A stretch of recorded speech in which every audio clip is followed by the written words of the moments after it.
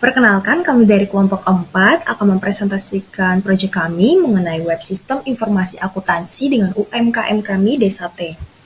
Izinkan saya untuk memperkenalkan tim kami. Ada Aisyah Nurkaila dengan MPM 22311122, Syasha Tri Puspita Dewi dengan MPM 22311123, Leon Agustian Salim dengan MPM 22311197, saya Leona Stefani Leslo dengan MPM 22311203, dan Yanto dengan MPM 22311097. Di sini saya akan menjelaskan bagian saya, yaitu sidebar dan dashboard. Di sini dapat dilihat pada halaman dashboard terdapat button transaksi, omset, pengeluaran, dan juga total keuangan. Di sini juga kita dapat melihat daftar terakhir transaksi dengan adanya tabel, nomor, kode invoice, status bayar, tanggal transaksi, dan juga dilakukan oleh siapa. Selanjutnya di sini ada sidebar, terdapat menu-menu dan sub-sub menunya. Ada dashboard, transaksi, pembayaran, manajemen data, pengeluaran, laporan, log, dan juga logout. Di sini kita akan masuk pada codingannya. Nah, di sini yang pertama kita akan masuk pada controllernya, sidebar, dan juga dashboard. Di sini terdapat function construct, index di sini, outlet, function add outlet, edit outlet, delete outlet, function profile, function ganti password, function user, function add user. Di sini juga ada function edit user, function delete user, function menu, function add menu, function edit menu, dan function delete menu. Selanjutnya kita akan masuk pada bagian models.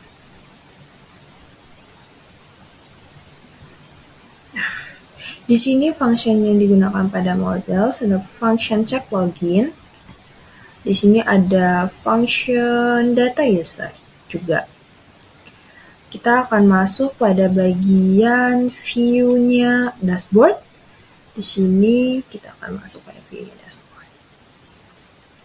Dalam view-nya dashboard, di sini dijelaskan mengenai dapat dilihat ada halaman dashboard, transaksi.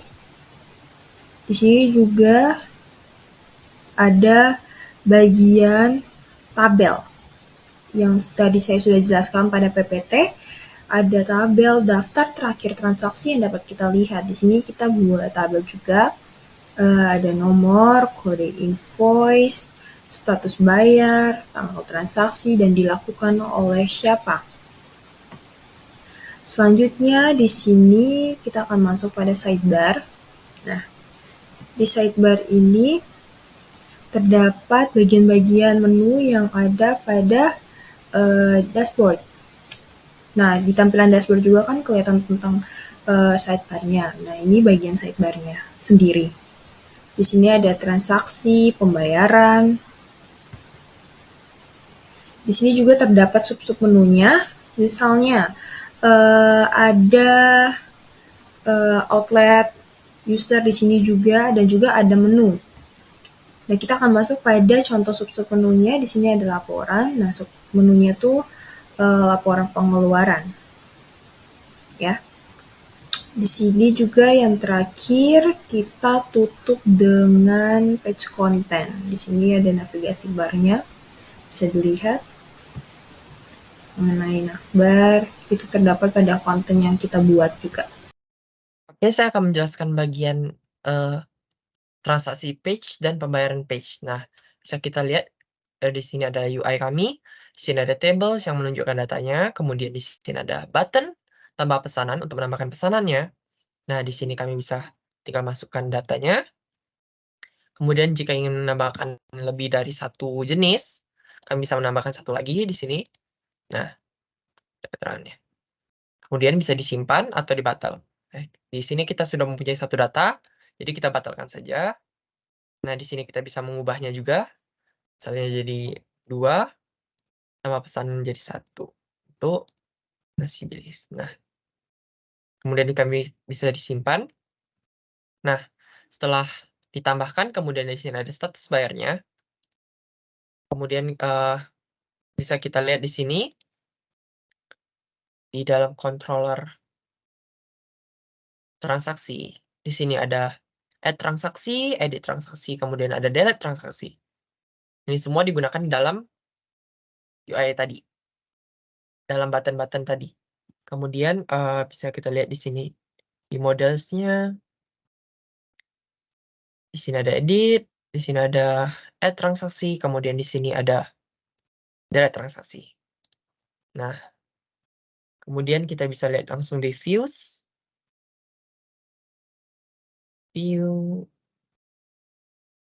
transaksi index. Nah, di sini kita bisa lihat, button tadi, dia akan data toggle untuk ini, form yang sudah kami siapkan di sini. Kemudian di sini ada pengulangan untuk menambahkan pesanan tadi. Kemudian di sini ada button untuk batal, kemudian di sini ada simpan. Nah, di sini, dia menggunakan add transaksi, method post. Kemudian kita bisa melihat di sini, untuk pembayarannya. Nah, dia akan diberikan status bayar belum dibayar. Kita bisa langsung membayarnya di sini. Nah, bisa dilihat ada daftar pesanannya, kemudian di sini ada kode invoice, ada tanggal transaksi, kemudian di sini bisa uang yang dibayar. Kita tinggal isi saja, lalu membayarnya. Nah, kemudian ia akan otomatis memberikan kembalian, lalu di sini ada cetak invoice. Kita bisa langsung klik saja, dia akan memberikan invoice seperti ini. Kemudian kita bisa mencetak, menge-print-nya. Nah, bisa kita kembali saja. Kita bisa lihat langsung di sini UI-nya sama, ada tables, ada search bar, kemudian datanya.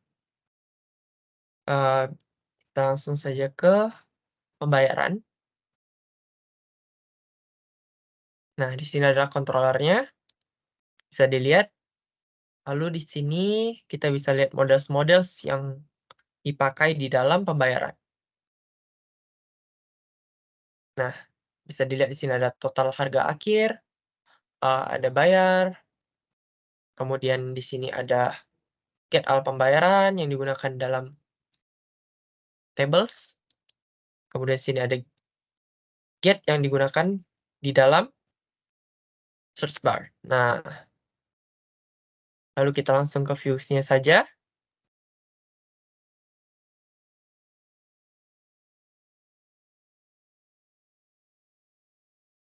Oke. Di sini adalah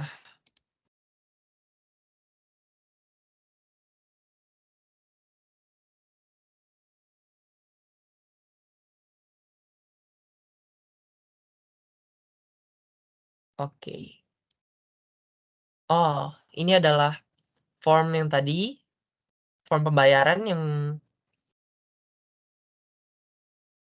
dimana kita harus membayarnya nanti, kemudian di sini ada pencetakannya, prints.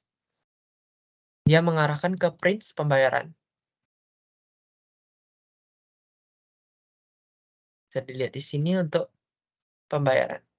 Nah, ini adalah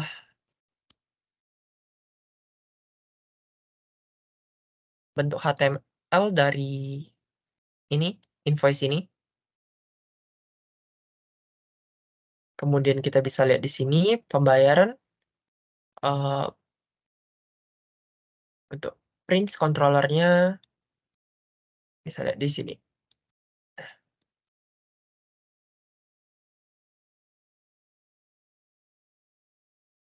Dia juga menggunakan models yang berada di transaksi dan pembayaran. Saya Chandrella di sini akan menjelaskan mengenai manajemen data. Pada manajemen data terdapat dua submenu, yaitu outlet dan menu. yang dimana pada outlet terdapat daftar outlet yang berisi outlet yang bekerja sama, ada nomor teleponnya dan alamatnya.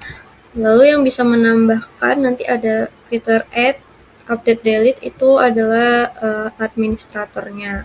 Begitupun juga dengan pada submenu daftar menu, terdapat daftar menu-menu yang dijual oleh UMKM kami. Bisa ditambahkan juga oleh administrator jika dibuka oleh administrator.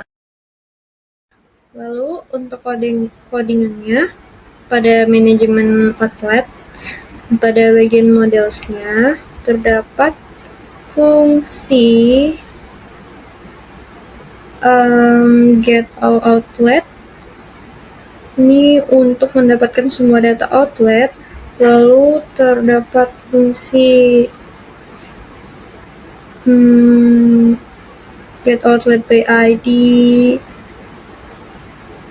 add outlet, edit outlet, delete outlet.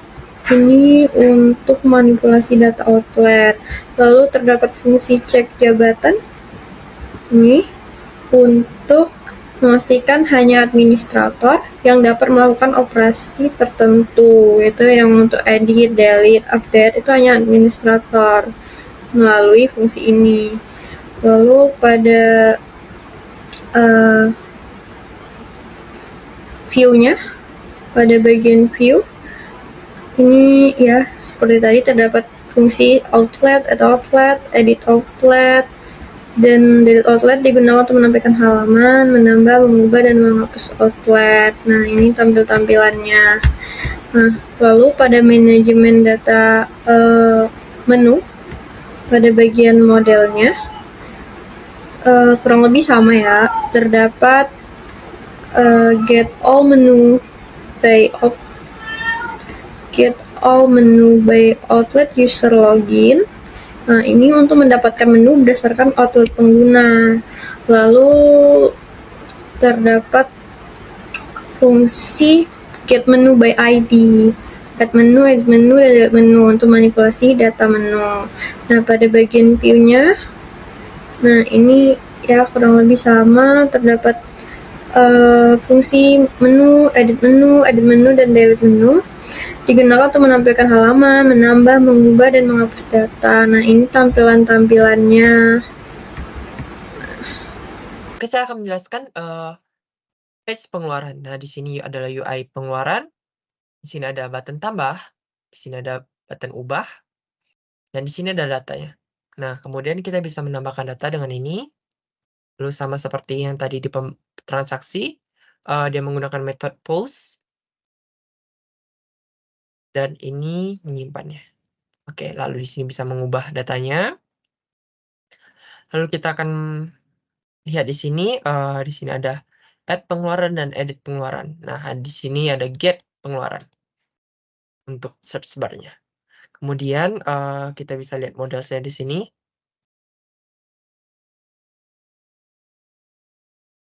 Oh, ini modelsnya. Kemudian di sini ada controllernya.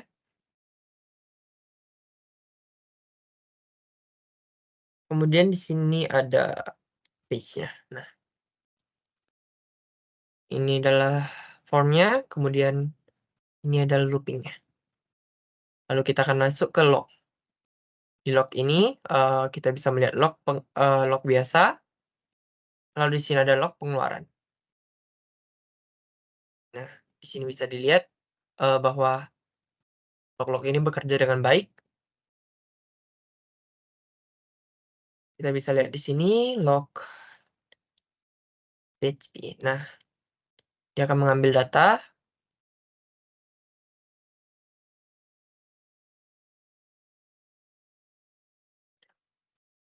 Ini ada add log. Setiap kita melakukan action, dia akan tercatat di sini. Lalu di sini ada log pengeluaran. Nah, bisa dilihat modelnya di sini. Di sini juga ada log untuk controller untuk log pengeluaran. Lalu di sini juga ada views.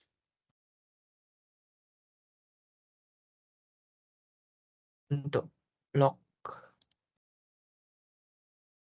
Ini dia. For each.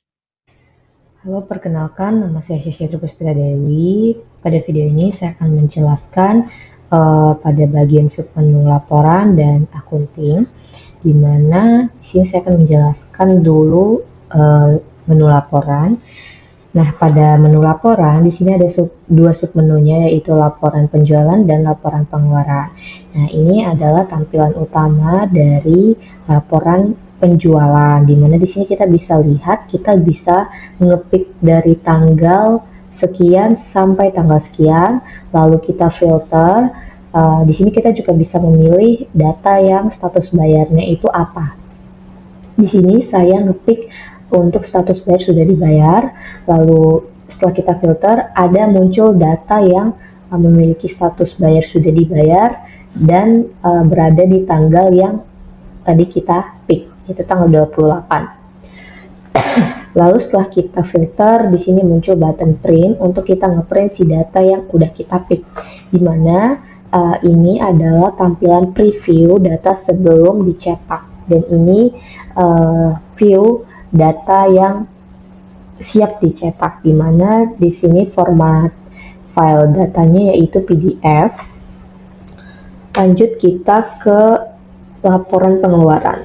Sebenarnya laporan pengeluaran ini kurang lebih sama konsepnya seperti laporan penjualan tadi.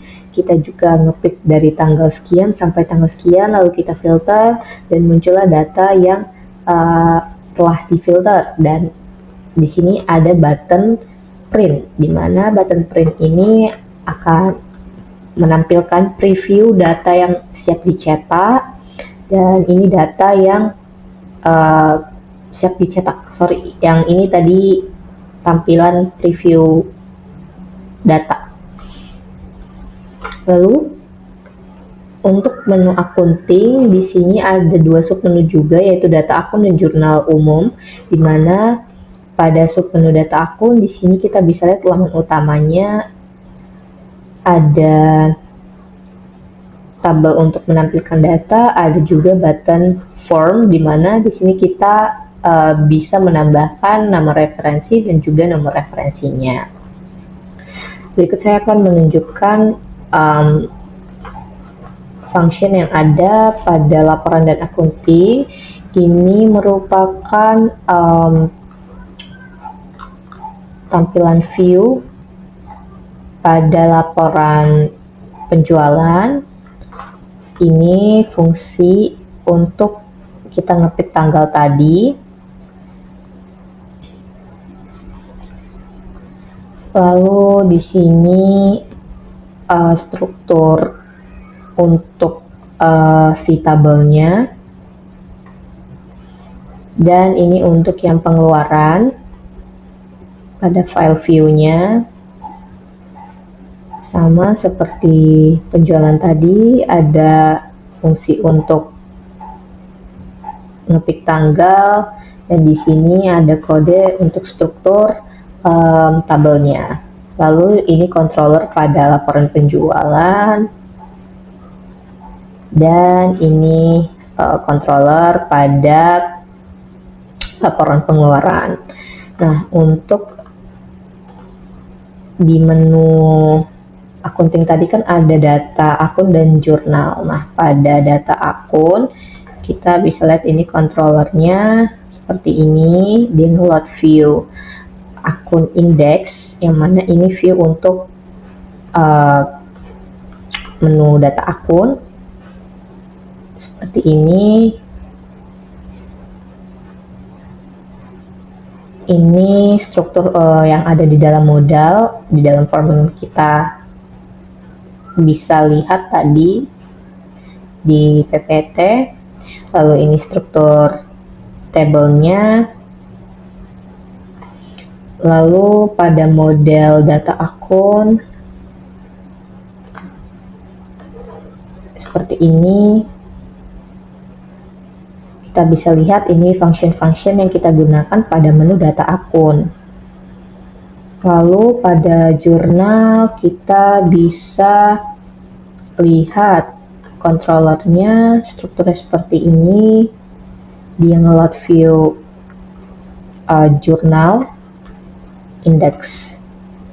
Kita bisa lihat view jurnal index, dimana pada struktur kode untuk menu jurnal seperti ini.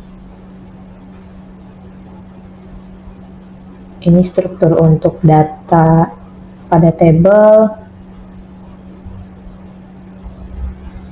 Lalu pada model untuk menu jurnal kita bisa lihat di sini function-function yang ada pada mode jurnal.